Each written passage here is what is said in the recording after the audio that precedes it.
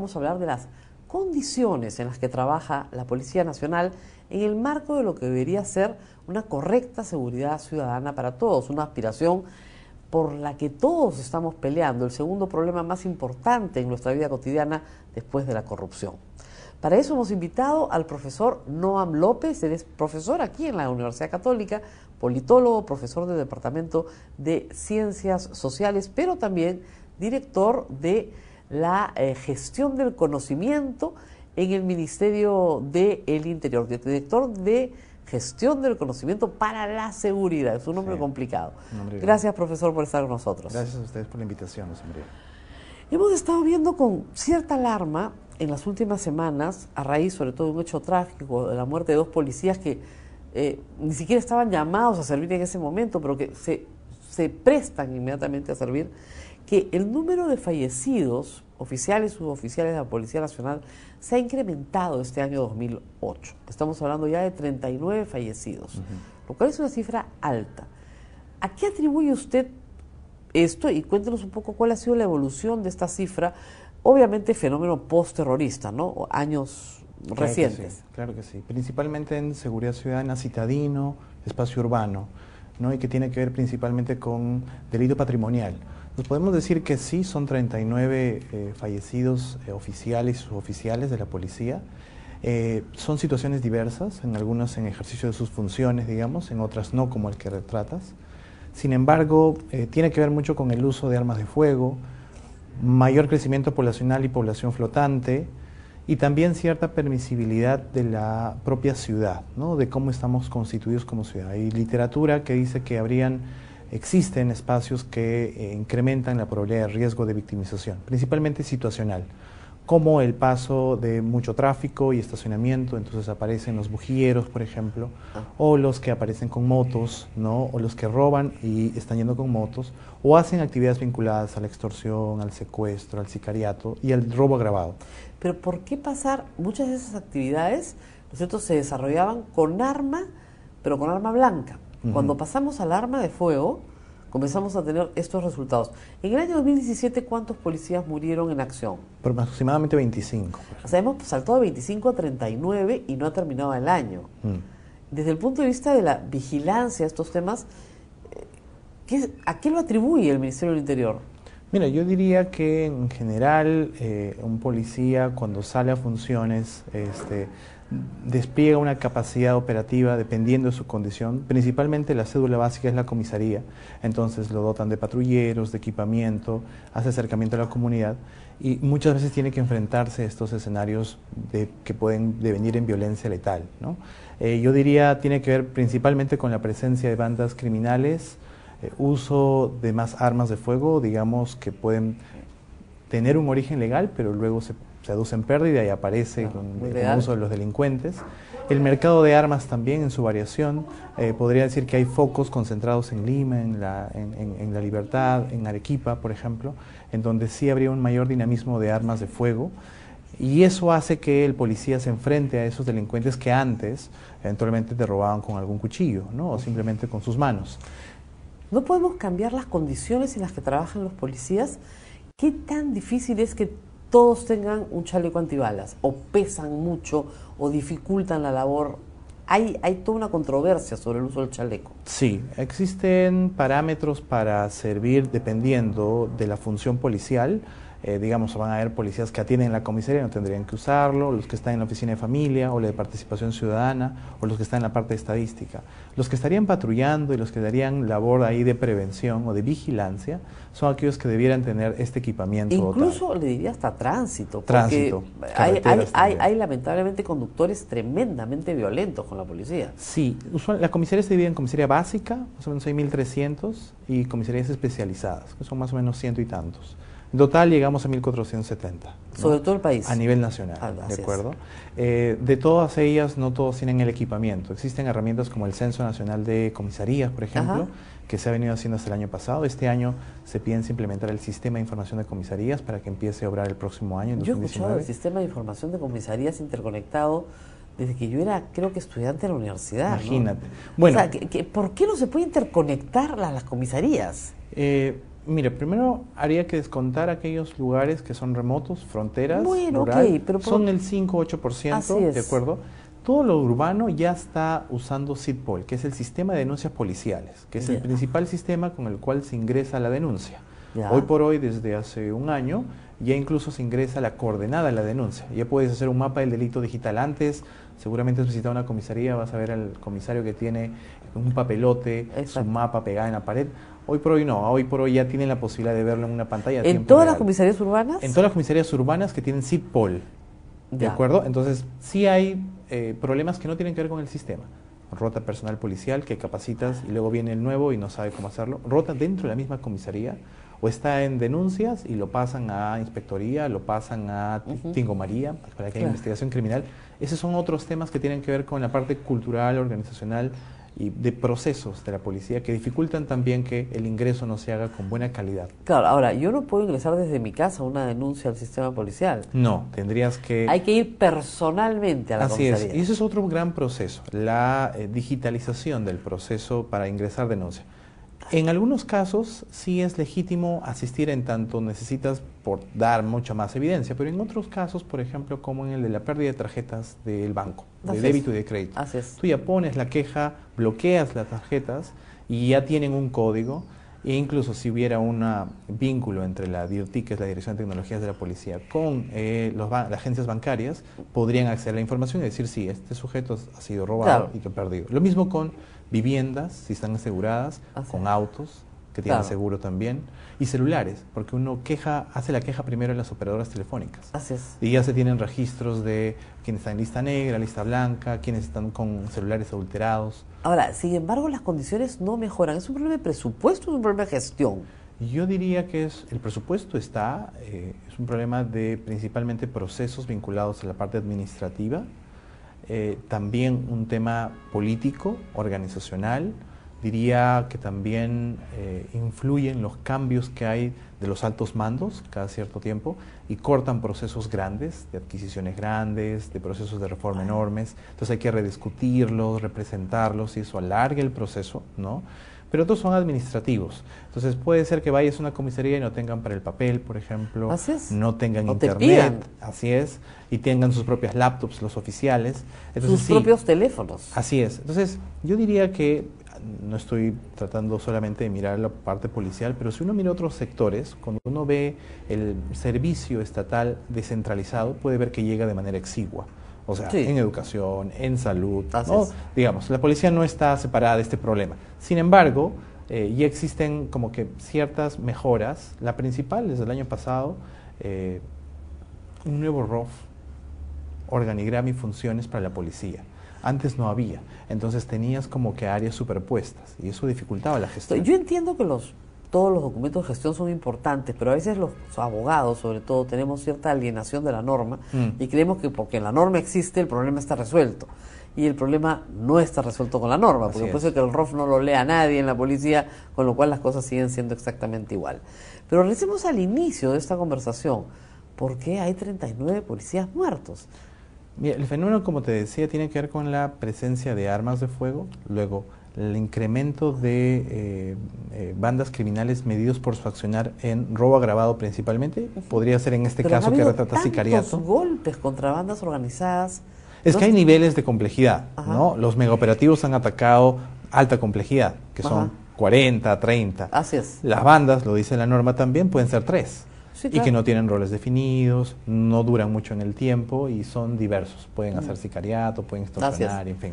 Entonces, estos son los más difíciles de detectar, los que están Ahora, esto tiene que en haber la tenido ciudad. un correlato inevitable. O sea, si están muriendo más policías en las calles, Ujú.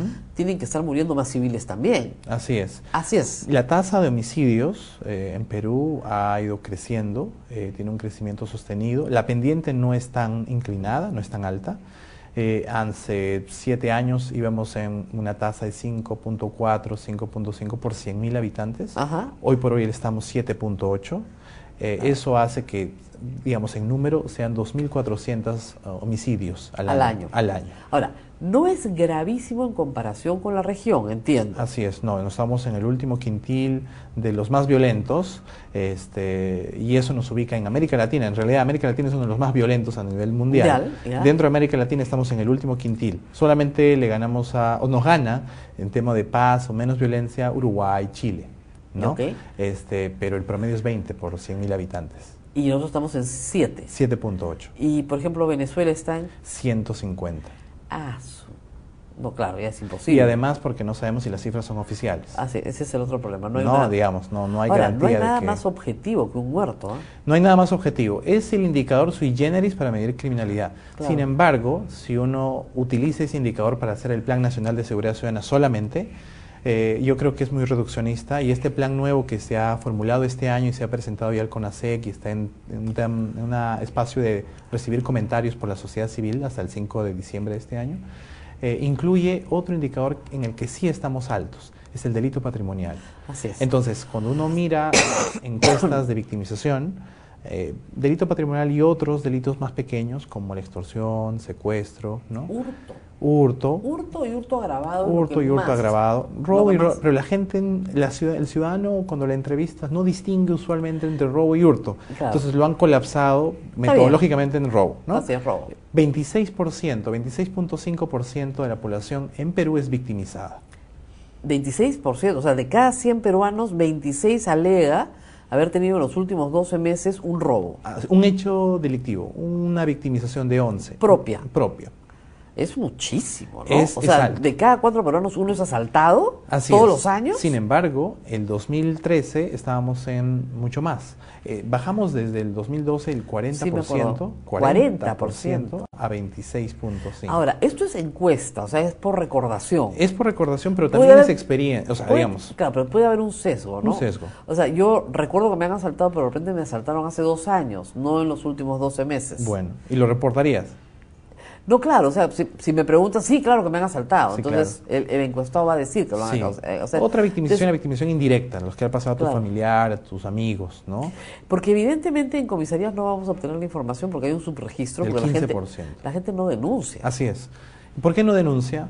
Porque cree que es una pérdida de tiempo ir a la comisaría, porque hay costo de oportunidad, prefiere hacer otra cosa. El bien no lo vale. O sea, me han robado un celularcito, digamos, no lo vale, ¿no? Y otros par de motivos más. Uno tiene que ver con la desconfianza también en el proceso, en la calidad de atención en la comisaría. No, es un gran tema. Y la idea de que si le digo al policía dónde vivo, cuáles son mis cosas, de repente vienen a robar ellos. O sea, lamentablemente hay una desconfianza enorme. Hay una desconfianza en general del sistema de administración de justicia penal. Así es. No quiero defender solamente los problemas, digamos, o de la policía, pero digamos, en el caso de todo ese temor es cierto. Así es. Pero, digamos, esta desconfianza se vincula mucho a la percepción o miedo al crimen, ¿no? Claro. Entonces, esos dos siempre están altos. Bordean 85%. El miedo al crimen y el miedo a que la autoridad que tiene que defenderte no te defienda y sea parte del crimen. Que cometa impunidad, ¿no? Que sea parte de la impunidad. Así es. Está a vista y paciencia de todos los limeños y en otras ciudades del país también los lugares donde se venden cosas robadas. O sea, el centro de Lima ha tenido por años galerías de miles de celulares robados. Por más que han hecho este sistema para bloquearlos, igual se siguen vendiendo. Así es. Entonces, claro, el ciudadano común y corriente dice, bueno, me compro lo que me han robado y ha solucionado mi problema. Con lo cual perpetúas la victimización. La victimización por siempre. Hay enfoques para reducir ello, porque la idea es pensar en esas alternativas.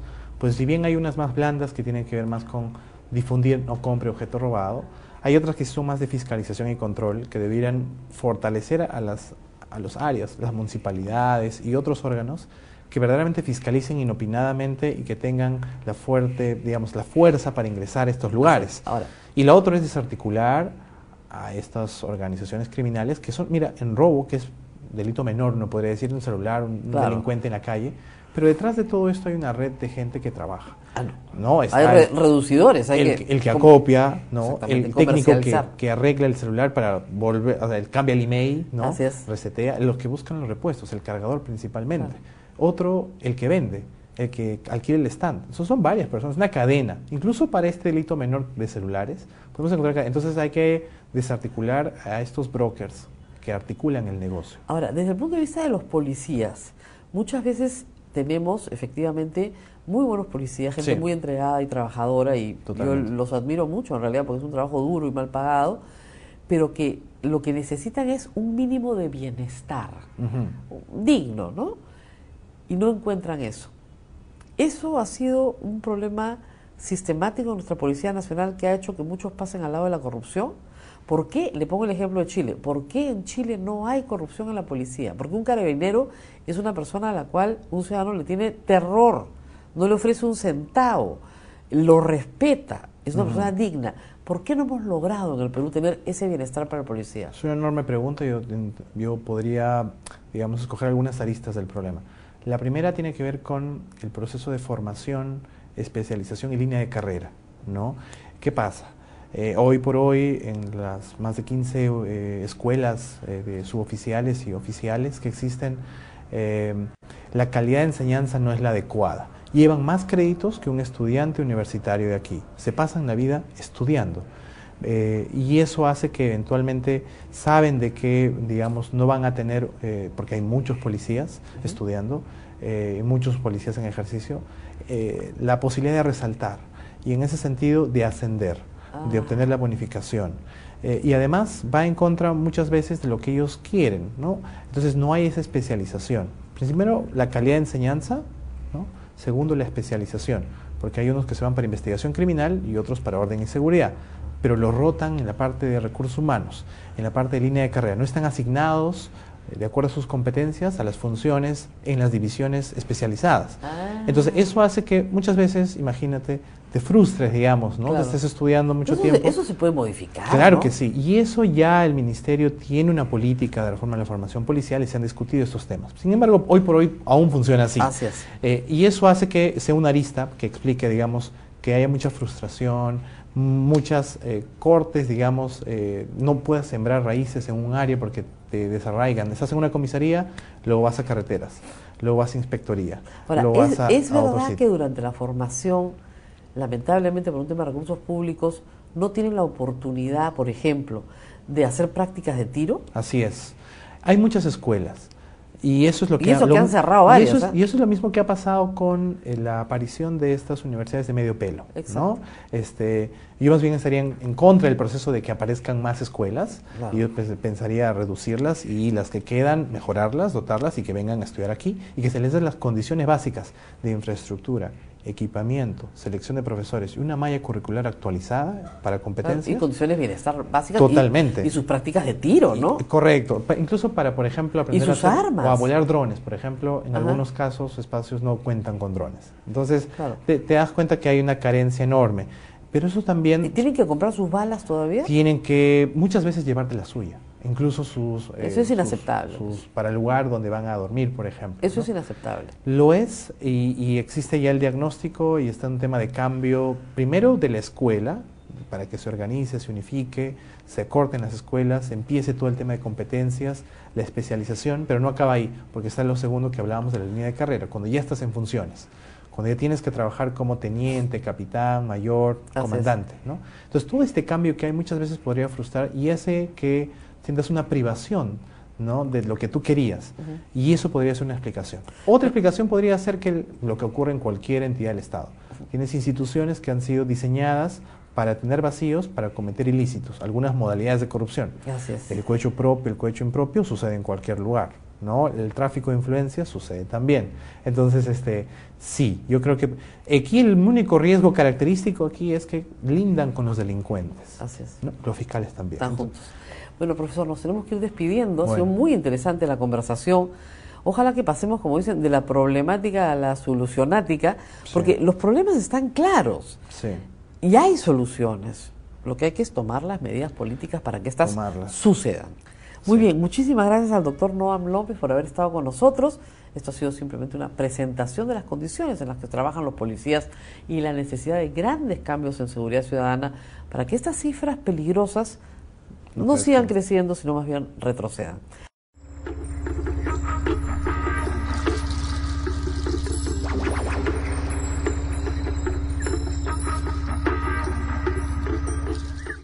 Vamos a hablar de un tema que tiene que ver con el uso de las drogas.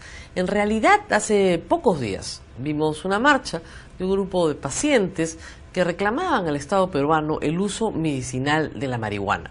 A raíz de esa marcha y de las consecuencias que tuvo, por supuesto, quisimos entender mejor lo que estaba sucediendo en el Perú sobre esta materia. Para esto hemos invitado al doctor Jaime García, él es miembro asociado del Instituto de Estudios Internacionales de la Pontificia Universidad Católica del Perú, con bastantes publicaciones, de las cuales vamos a hablar ahora, en torno a el problema de las drogas en el Perú, su uso, su consumo, su exportación y, por supuesto, en materia de narcotráfico. Gracias por estar con nosotros. Gracias, Rosa María, por la invitación.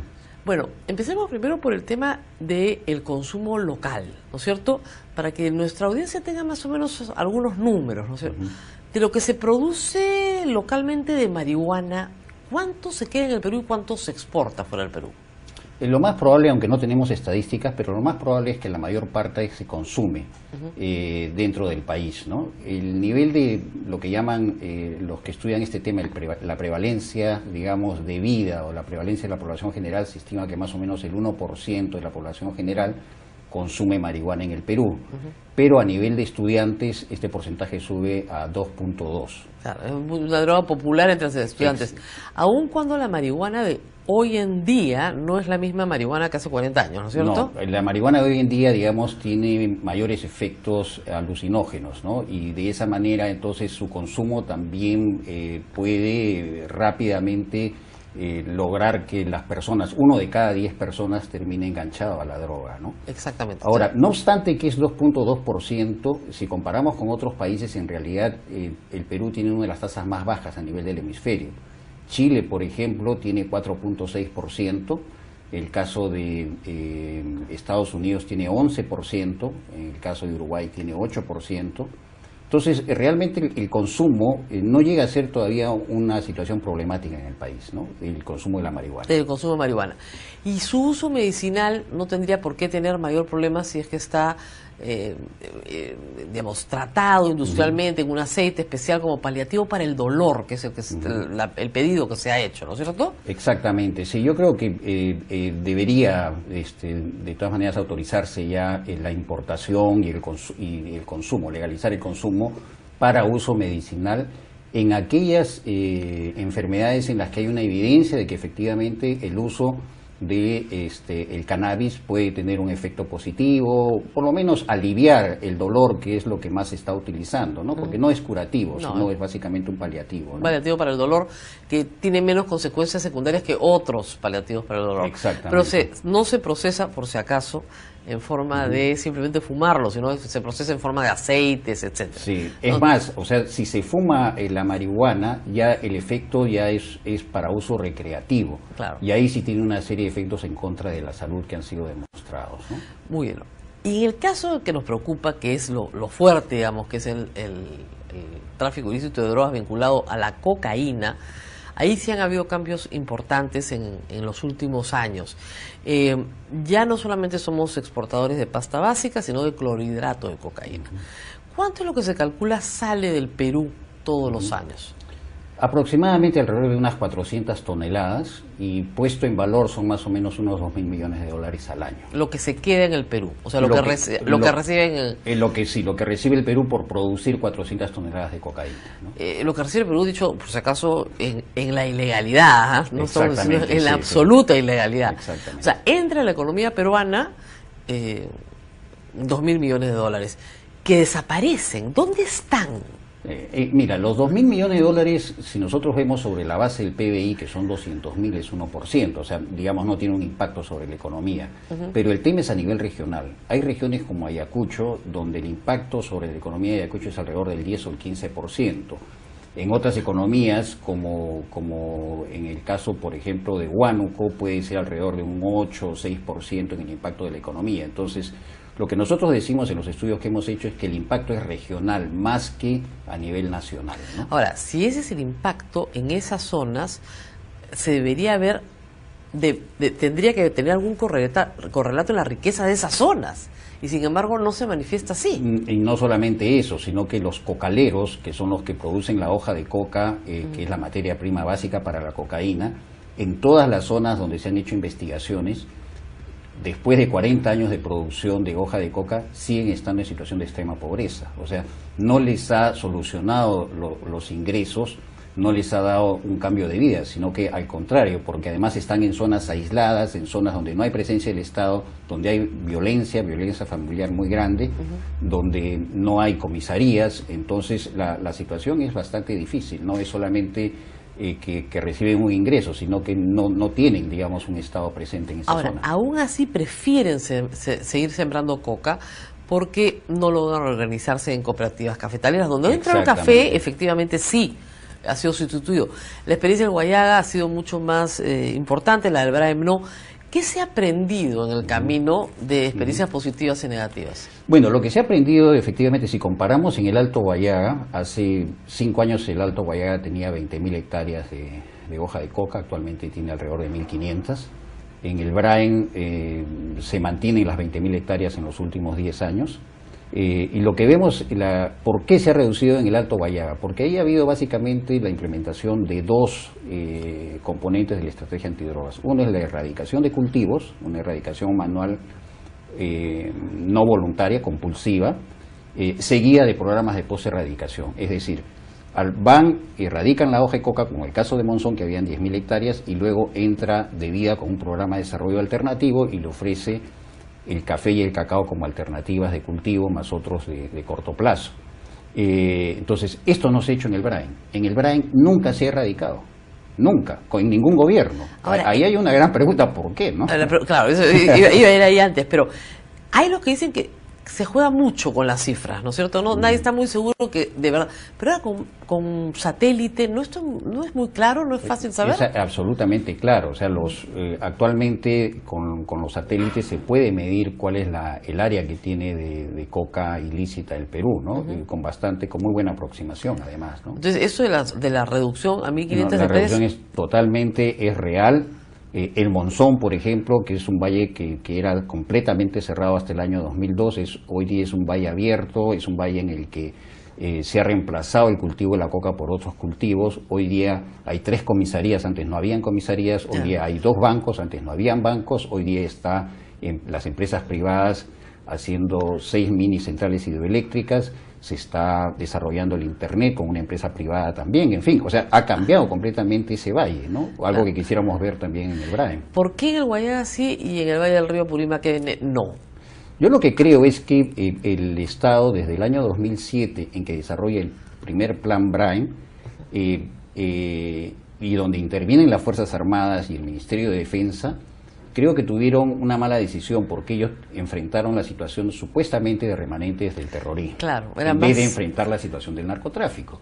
Entonces, nos hemos pasado 7 años, el Estado peruano ha invertido 8.000 millones de soles en esa zona, las Fuerzas Armadas han gastado 2.200 millones de soles solamente en ese valle, y la situación del narcotráfico sigue siendo igual, y sigue habiendo presencia de remanentes terroristas. Entonces yo creo que ahí realmente la estrategia que se ha implementado no ha dado resultado, ¿no? Claro. Ahora, ustedes han hecho un cálculo también de lo que gasta el Estado peruano anualmente en general, sí, ¿no es cierto? Combatir todo, ¿no? Desde el cultivo hasta la adicción. ¿Cuánto menos gastamos como sociedad en esto? Nosotros estamos gastando alrededor de 1.000 millones de soles, ¿no? Incluyendo alrededor de unos 350 millones que gastan las Fuerzas Armadas en el Braem, ¿no? Considerando que es una zona donde hay narcotráfico. Claro, sumando serían 650 millones. 650 si sacamos la parte de... Claro, pero digamos, sumando las dos, digamos así, casi 200 millones de dólares. Así es. Ok, con una industria que está dejando en el territorio 2.000 millones de dólares, es 10 a 1. Es 10 a 1, o sea, es una situación, digamos, en la que evidentemente... No hay narcotráfico con sus recursos gasta mucho más. Además, el narcotráfico, digamos, en el caso de la producción de hoja de coca, se ha convertido en un gran promotor. Ya quisiéramos tener un Ministerio de Agricultura como el narcotráfico. El narcotráfico te da la semilla de hoja de coca, te dan los insumos, los fertilizantes, los agroquímicos, te da la tecnología para la siembra de la hoja de coca, y luego cuando has sembrado la hoja de coca, te da la plata para que pagues los jornales, te adelanta dinero, y luego el día que tú cultivas va y recoge la hoja de coca de tu parcela, ¿no? Claro. Y te paga en efectivo, Claro. y te paga altos precios en comparación con los precios de los productos lícitos. Entonces, tiene un despliegue impresionante, ¿no? Pero a pesar de eso tiene riesgos también para el agricultor. La violencia, o sea, te juegas la vida, puede llegar la interdicción, estás rodeado de fuerzas armadas y fuerzas policiales. ¿Ese riesgo cómo se sopesa en el agricultor? En el riesgo, por ejemplo, el riesgo más evidente es en el Alto Guayaga, ¿no? Actualmente el riesgo para el caso, por ejemplo, del productor en el Monzón, él ya no siembra hoja de coca, ¿por qué? Porque dice, no, van a venir y me van a erradicar otra vez. Pero en el caso del Brain no hay riesgo. ¿Por Claro. qué? Porque como nunca ha habido erradicación, este año tampoco va a haber erradicación, entonces ahí hay una libertad de la... Un tema de incentivos producción. positivos y negativos. Exactamente, los negativos no están en el Brain. Claro. Entonces, si no hay sanción, Así es. sigo adelante. Exactamente. Es curioso, ahora, se calcula que es un total de 40.000 hectáreas sembradas en todo el Perú, lo que hay de Sí, hoja de bueno, coca. lo que ha estimado Naciones Unidas son 40.000 hectáreas, pero hay que decir que la metodología de Naciones Unidas considera solamente plantas de más de un año, Ok. y que las puede, digamos, capturar con el satélite. Si nosotros le agregamos que más o menos las que tienen menos de un año son alrededor de unas 15.000, deberíamos estar más o menos en 55.000 hectáreas, 55.000 hectáreas, ¿no? Esto respecto a lo que tradicionalmente ha tenido el Perú, ¿es lo que tradicionalmente ha tenido el Perú? Hemos reducido, ¿no? Nosotros hemos estado con niveles hasta 120.000 hectáreas en bueno. algún momento, ¿no? O sea que sí hay una reducción real, ¿no?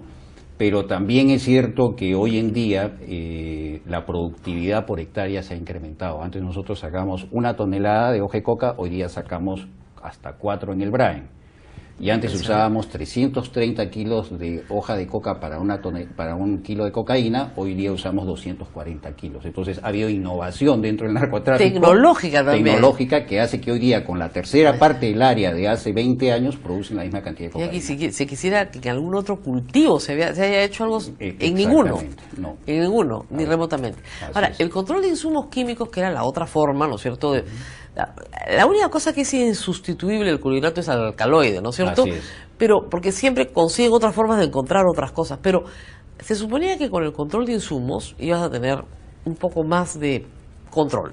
Pero me dicen que por Bolivia ingresan los insumos químicos con mucha más facilidad, incluso que, sobre todo en la parte de Madre de Dios, y Cusco, de lo que se está entrando, controlando por el lado peruano.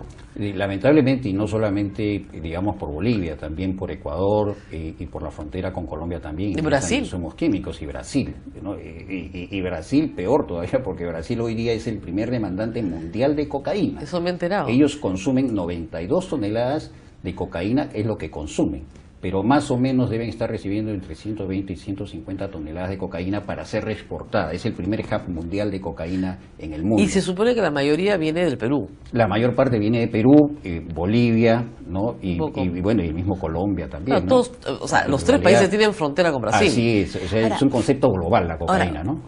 Digamos, Brasil debería ser el país más interesado, mucho más que Estados Unidos, probablemente que Europa, en unirse a sus aliados, vecinos, en combatir esto. Sí, y de hecho tenemos una comisión mixta con Brasil, que hemos logrado desarrollar algunos operativos en Caballococha para reducir los cultivos.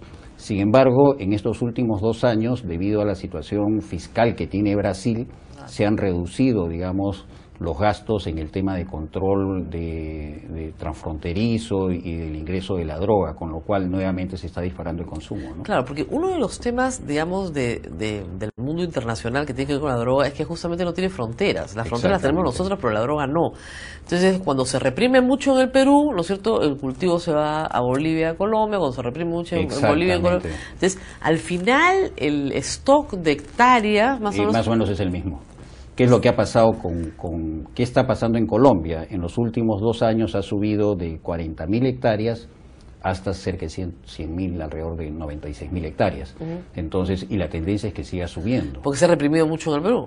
Por un lado, pero por otro porque ha cambiado su estrategia política de antidrogas en el caso de Colombia. Han suspendido la erradicación aérea con el uso del glifosato por un tema de la Organización Mundial de Salud. ellos erradicaban 100.000 hectáreas al año, hoy día no erradican nada en lo que es uso de glifosato, y en la erradicación manual han bajado de 90.000 hectáreas que erradicaban hace unos 4 o 5 años a 15.000 hectáreas. Y la política que ellos dicen es no nos vamos a ir contra la hoja de coca, vamos a ir contra el decomiso de la droga.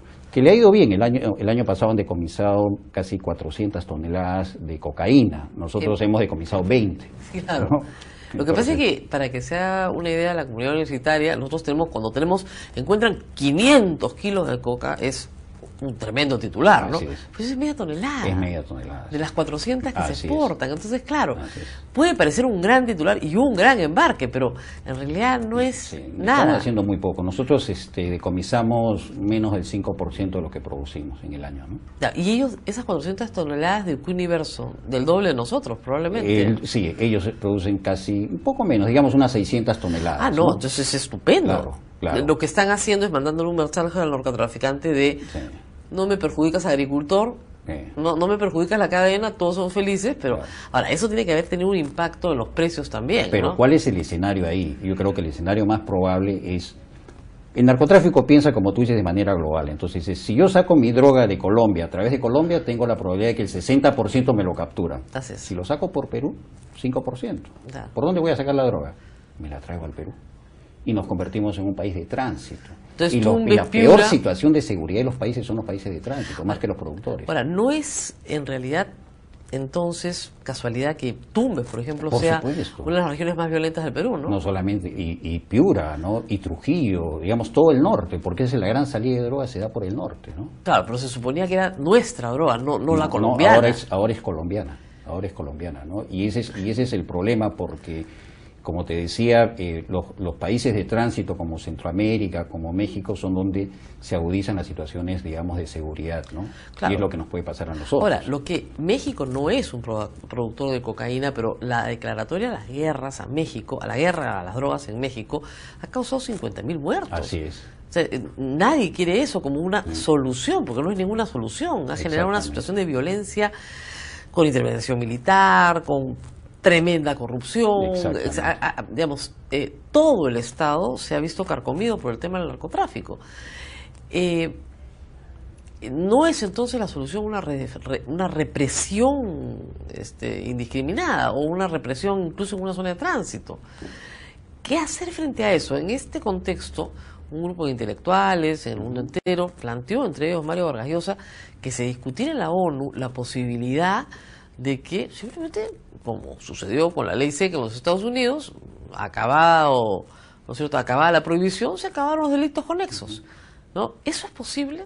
A ver, quizás, digamos, el gran debate que hay de legalización es más sobre la marihuana que sobre drogas duras. Claro, porque ¿no? Es el tema de Uruguay que... sí, pero en drogas duras, digamos, no hay propuestas de legalización. Pero pongámonos en la hipótesis, ¿qué pasaría, no?